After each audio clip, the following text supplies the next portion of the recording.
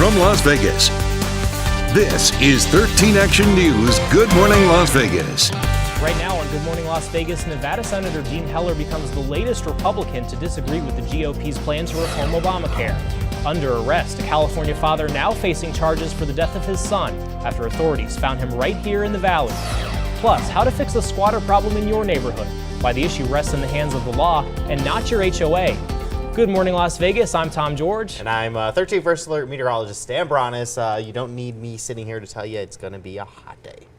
But you will anyway. I'm going to go through it and let you know that another record could fall. That would be the 5th day in a row we have at least tied or broken the record here in Las Vegas. Satellite showing you a lot of clear skies out there this morning. The clear skies did not mean cooler temperatures, though. We still sitting at very warm temperatures this morning. Red flag warning in effect. Excessive heat warning in effect through Monday. That would be, let's see, if it started Saturday, that would be what, 9 days in a row of an excessive heat warning here in Las Vegas. A lot of days underneath that. Today's planner, 100 degrees by what, say about 10 o'clock in the morning, 108, 1 o'clock, 111. Yeah, it's going to be hot, 5 o'clock. A lot of sunshine out there. Some high clouds can move in. That's about it. Here's your record today, 113, set back in 1961. That normal, 101. That sounds so nice compared to the numbers we've seen today. Yes, we're forecasting another record, tying the record. 113, your forecast high today. Tomorrow, could we drop that record of 115? We're going to go through that forecast. I'll let you know. Tom. Some records we don't want to win. Thanks, Stan. This morning, 13 Action News is getting results for some people living in a senior neighborhood who reached out to us for help with squatters. So we took their concerns straight to the community's management and the property owner. 13 Action News reporter Masa Saidi has more on the actions you should take if you need to solve this problem in your neighborhood. A neighborhood with no peace. Seniors on edge for over 30 days. The whole idea of moving here was to retire and to have more of a sense of security. And I'm always looking because I'm scared of those people. Those people, alleged squatters.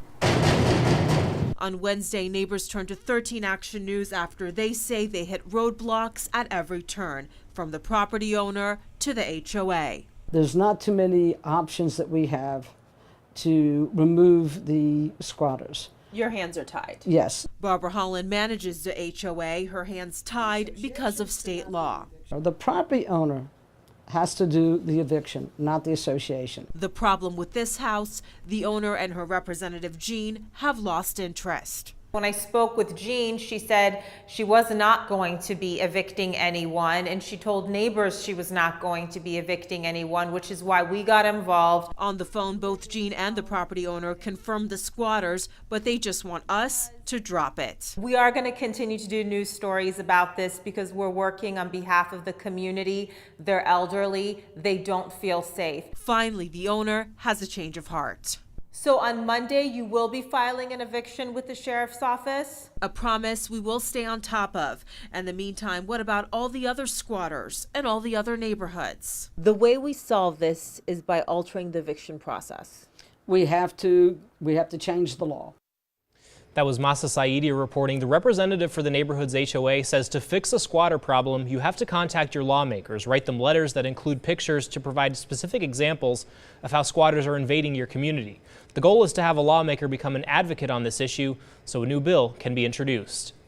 And if squatters have taken over your neighborhood, we want to know about it. We've compiled a database with all your email complaints, and we've assembled a squatter task force to send your complaints to our contacts. Just send us an email to squatterspotters@ktnv.com and please include your name and your phone number.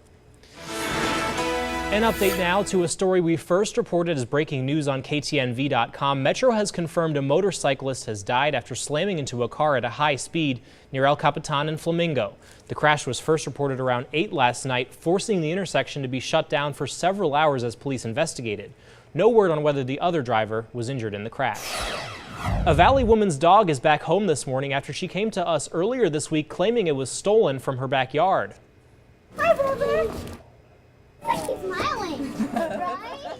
Maribel Diaz believes someone took her dog Perry because he was left in her backyard while she was at work last weekend. Diaz says she understands some of her neighbors don't agree with her leaving him outside, but she says she leaves him lots of options to try and stay cool because he will not use a doggy door. Diaz found out Perry was dropped off at an animal hospital in Henderson. She says she's just relieved that he's safe. This is an enlightenment for anybody to understand that, yes, Vegas is hot, and we're going to do more to accommodate him. Definitely a lesson there, and the story generated a lot of buzz on our Facebook page. A lot of you left some tips on how you keep your dogs cool. Diaz says she plans on using some of those tips.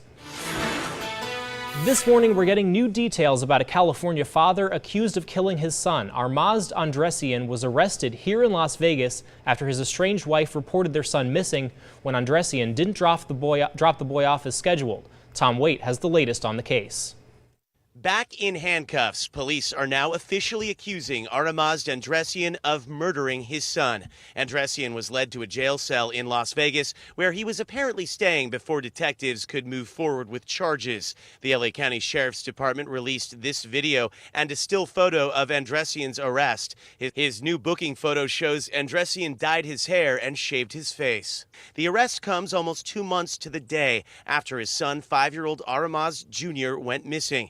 Andressian was supposed to drop off little Armazd to his mother. Andressian was found unconscious in this South Pasadena park. Police say he was intoxicated from prescription drugs and that he told them multiple versions of what happened to his son. Andressian's car was soaked in gasoline. He was arrested and released until now. When we spoke with the 5-year-old's maternal grandmother, she was shocked to hear about the arrest and the charges. She told us via text, "As of right now, we believe and are praying that Peaky is still alive and just hidden somewhere. We are not giving up hope until we learn otherwise. We are asking that everyone continue to pray extra hard that he will be returned to his mama alive." Armazd's mother has tirelessly searched for her son, passing out flyers and scouring areas across the Southland, and she's watched every excruciating search as investigators tried to leave no stone unturned. I visualized getting a call from the sheriff's department and them telling me that they found my son and that I can go and meet wherever he's at. And I visualize him running toward me and hugging me and saying, "Mama, I love you." That was Tom Waite reporting. Andressian is being held on a $10 million bail. He's currently awaiting extradition to LA County to face charges. Now to the debate over the GOP's health care plan. As lawmakers spend the weekend reviewing the Senate's plan to repeal Obamacare, many families around the valley are worried about the future of their health care. Yvonne Meneses has diabetes. One of her sons has asthma, and her other son has struggled with autism since birth. Right now, they're all covered under Medicaid, but she's afraid of losing the coverage she needs to make ends meet. I don't think they care. I don't think so. It makes me sad because I don't want to lose none of my sons. On Friday, Nevada Senator Dean Heller became the 5th Republican to oppose the bill. Heller says he wants Obamacare changed, but says this legislation would hurt Nevadans. This bill that's currently in front of the United States Senate, not the answer. It's simply not the answer. Nevada's other Senator, Catherine Cortez Masto, is joining her fellow Democrats in opposing the bill. Senate Majority Leader Mitch McConnell has said he's willing to alter the measure to attract more support. McConnell hopes the Senate can vote on the legislation before their 4th of July break. Senator Heller is considered a key vote on reform bill because he could face a tough re-election battle next year. He's the only Republican senator running in 2018 that represents a state that went blue last November. This morning, one of the victims from the shooting that injured Congressman Steve Scalise is out of the hospital. Matt Mika is a lobbyist for Tyson Foods. He, Scalise, and 2 others were shot last week after a gunman opened fire on the Republican congressional baseball team's practice. Congressman Scalise remains in the hospital in fair condition. U.S. military chiefs plan to seek a 6-month delay before allowing transgender people to newly enlist in the armed services. Service leaders rejected the Army and Air Force request for a 2-year wait.